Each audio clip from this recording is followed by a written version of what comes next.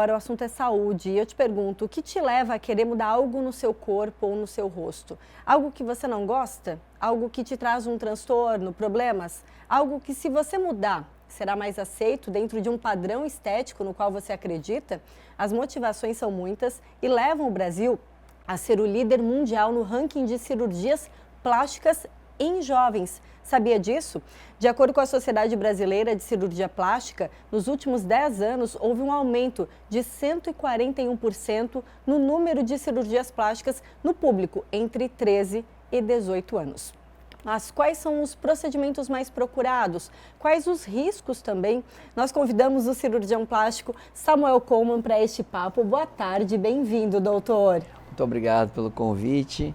E eu queria dizer então que realmente esse fato é um fato que tem ocorrido muito mesmo nos nossos consultórios e que as cirurgias mais procuradas são as cirurgias pelas mulheres, no público feminino, são as mamas.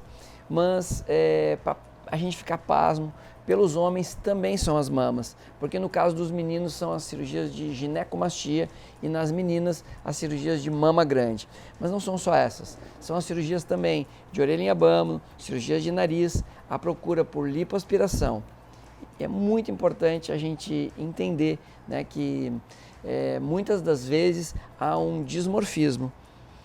Que acabam, esse jovem, entre 13 e 18 anos, especialmente esse público que a gente percebeu um aumento nos últimos anos, acaba não se aceitando, falta autoaceitação, falta amor próprio muitas vezes, doutor? Isso, então, desde cedo, até em Eclesiastes 12:1, fala que é preciso que a gente tenha uma aceitação desde cedo, que a gente se aceite desde cedo e que, principalmente, a gente reconheça a nossa identidade. E nós reconhecer a nossa identidade, sabemos que nós somos muito amados e que todos nós temos um pai e uma mãe, que a gente deve honrar pai e mãe, começa por aí a gente poder ter satisfação. Então, muitas das vezes a gente precisa entender, precisa ver que às vezes até os pais, eles já não têm mais o que falar ou não sabem o que falar, por uma questão de inteligência emocional.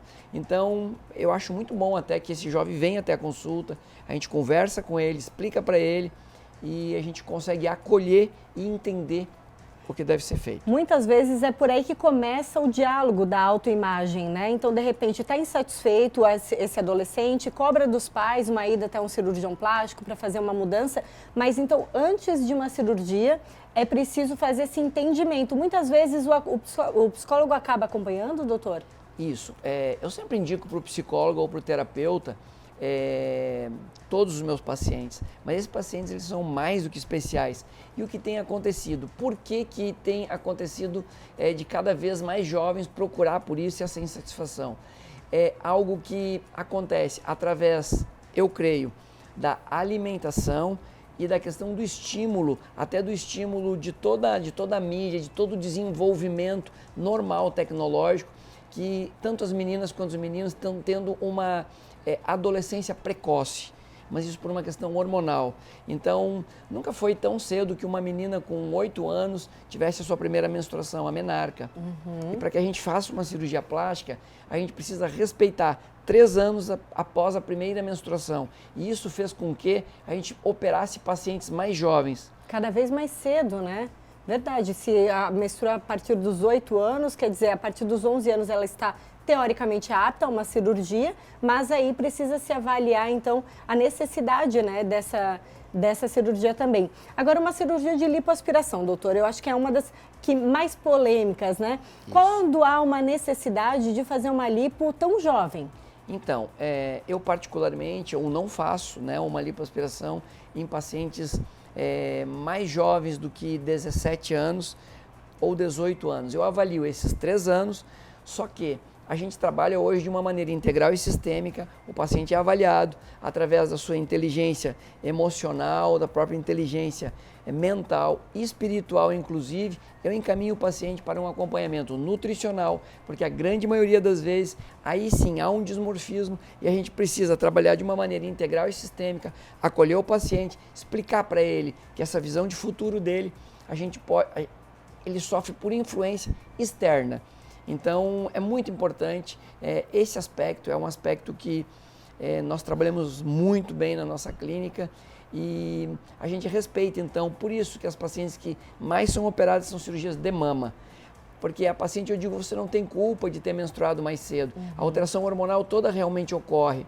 E desde que ela esteja com essa parte toda integral e sistêmica ajustada, essas pacientes sim acabam com mamas muito grandes, que a gente chama hipertrofia virginal, indo para a cirurgia mais precoce. Claro. E realmente tem uma indicação e vai melhorar muito o aspecto de autoestima e da vida mesmo dessa paciente. Doutor, a gente costuma falar que adolescente, o jovem, né, especialmente nessa faixa aí dos 13 aos 18, é um turbilhão de hormônios. Tem diferença fazer uma cirurgia plástica num corpo com esses hormônios tão latentes? Sim. E a diferença de fazer uma cirurgia num adulto, por exemplo? Então, é por isso que é tão importante nós fazermos uma avaliação tão segura a respeito de exames bioquímicos e até mesmo uma avaliação que a gente chama biofísica, psicológica, para que a gente possa realmente ter mais segurança. Hoje sim, é possível fazer uma cirurgia no adolescente com bastante segurança, desde que a gente peça um pouquinho além do que aquilo que é só o básico mesmo para a cirurgia. Tem que ter muita atenção. Em alguns casos, a cirurgia ela é indicada mesmo antes dos 18 anos, quando ela vai, por exemplo, representar mais qualidade de vida ou transformar o comportamento dessa pessoa? Com certeza. Eu tenho acompanhamento de alguns psiquiatras e psicólogos e eu já tive, então, psiquiatra que falou para mim, discutindo com ele, o seu tratamento vai ser fundamental na melhora de tudo aqui para essa paciente. Então, a gente realmente se resguarda de tudo isso, né, para que a gente possa realmente não ter só aquela cirurgia, mas que o paciente possa levar dali um resultado e uma satisfação muito maior para a vida dele. Porque me parece que as cicatrizes elas não são problemas nesse caso. As cicatrizes, inclusive, elas vão representar que você resolveu um problema e que você atingiu um resultado. Então, verdade. Isso realmente é muito positivo. Doutor, e com relação ao pós-operatório e a própria cirurgia mesmo, tem diferença? O adolescente geralmente é mais ansioso, agitado? É mais ou menos parecido do que uma cirurgia plástica feita em adulto?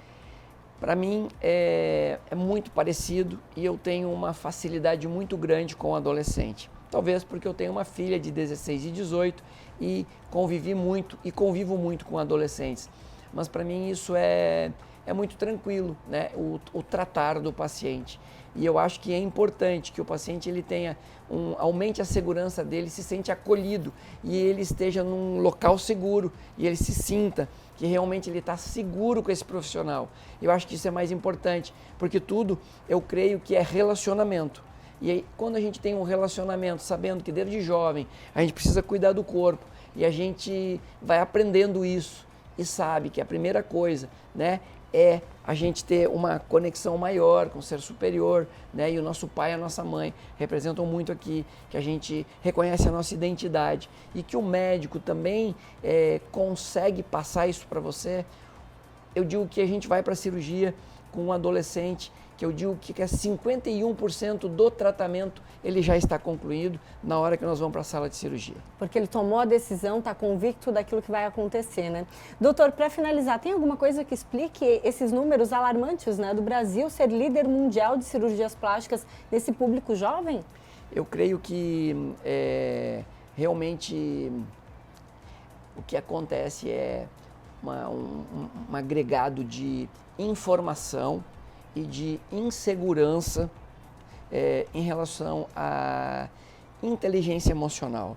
Eu acho que isso precisa ser mais ajustado e mais visto. Essa cobrança estética, ela ainda continua, embora a gente tente lutar com ela, né? No meu consultório, a cada 10 pacientes que chegam, somente 3 vão ser operados.